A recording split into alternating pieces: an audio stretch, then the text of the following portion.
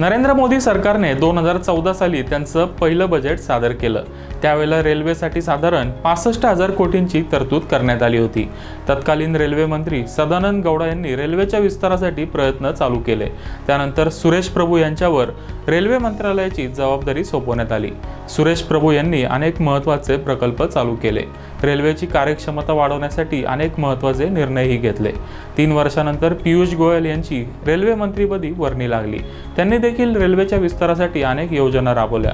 त्यानंतर 7 जुलै 2021 ला अश्विनी वैष्णव यांनी रेल्वे मंत्री म्हणून पदभार स्वीकारला। या दरम्यान नरेंद्र मोदी सरकारने रेल्वे बजेटमध्ये जवळपास 4 पट वाढ केली आहे। 2024-25 च्या बजेटमध्ये रेल्वेसाठी 2,55,000 कोटींची तरतूद करण्यात आली आहे। रेल्वेच्या विस्तारासाठी अनेक महत्त्वाच्या घोषणा करण्यात आल्या, पण सर्वात मोठी घोषणा होती ती रेल्वेच्या 40,000 डब्यांना अपग्रेड करण्याची।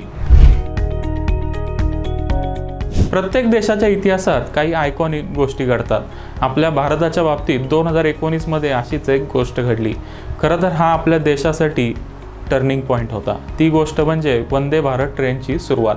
15 फेब्रुवारी 2019 ला नरेंद्र मोदींनी नवी दिल्ली ते वाराणसी दरम्यान धावणाऱ्या पहिल्या वंदे भारत ट्रेनला हिरवा झेंडा दाखवला आणि त्यानंतर सुरुवात झाली एका नव्या पर्वाची।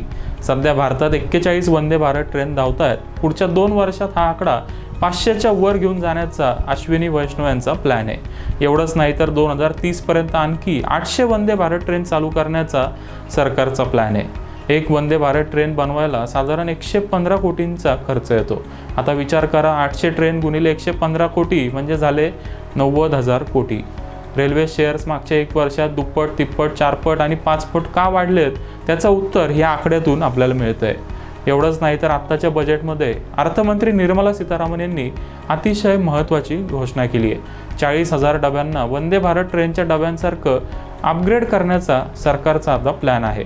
सध्या भारतात 22,500 ट्रेन धावत आहेत। एका ट्रेनला साधारण 10 डबे म्हटलं तरी भारतात 2 ते 3 लाखापेक्षा जास्त रेल्वेचे डबे आहेत। सांगायचा हेतू असा आहे की ही अपग्रेडेशनची संधी खूप मोठी आहे। याचा वॅगन्स बनवणाऱ्या कंपन्यांना फायदा होणार आहे।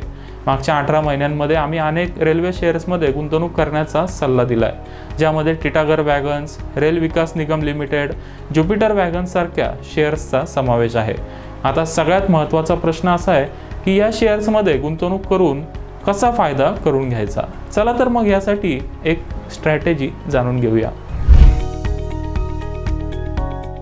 आधी आपल्याला शेअर्सचे नावं जाणून घ्यावे लागतील आणि त्यानंतर स्ट्रॅटेजी समजून घ्यावी लागेल। फंडामेंटल्सचा विचार केला तर आमच्या मते RVNL, Titagarh Wagons, RailTel Corporation, Texmaco Rail या कंपन्या चांगल्या आहेत। आता या सगळ्या शेअर्समध्ये एकच अडचण आहे, ती म्हणजे व्हॅल्युएशन। मागच्या 1 वर्षात आलेल्या तेजीमुळे हे सगळे शेअर्स ओव्हरव्हॅल्यूड झालेत। मात्र पुढे असणारी संधी त्याहीपेक्षा मोठी आहे। यासाठी आपल्याला एक स्ट्रॅटेजी बनवावी लागेल। स्ट्रॅटेजी अशी आहे की आपण हे शेअर्स 4 टप्प्यात खरेदी करायचे। समजा आपल्याला एखाद्या शेअरमध्ये 40,000 रुपयाची गुंतवणूक करायची असेल तर सध्याच्या किमतीला आपण 10,000 रुपयाची गुंतवणूक करायची। शेअर सध्याच्या किमतीपासून 25% खाली आला तर आपण आणखी 10,000 रुपये गुंतवू शकतो त्याच्यामध्ये। शेअर सध्याच्या किमतीपासून 50% आणि 75% खाली आला तर आणखी 10,000 रुपयाची गुंतवणूक करावी लागेल। यामुळे आपली ॲव्हरेज प्राईस कमी होत जाईल। आता या शेअर्समधून प्रॉफिट बुक कधी करायचा तेही जाणून घेऊया। ज्यावेळेला आपल्या ॲव्हरेज बाय प्राईसवर आपल्याला 100% प्रॉफिट मिळेल त्यावेळेला आपण निम्मे शेअर्स विकून आपलं भांडवल काढून घ्यायचं। बाकी शेअर्स आपल्यासाठी आता फ्री असतील। मग पुढचे 20, 25, 30 वर्ष काहीही झालं तरी हे फ्री शेअर्स विकायचे नाही। अशा पद्धतीने आपण ह्या once in a lifetime ऑपॉर्च्युनिटीचा फायदा करून घेऊ शकतो।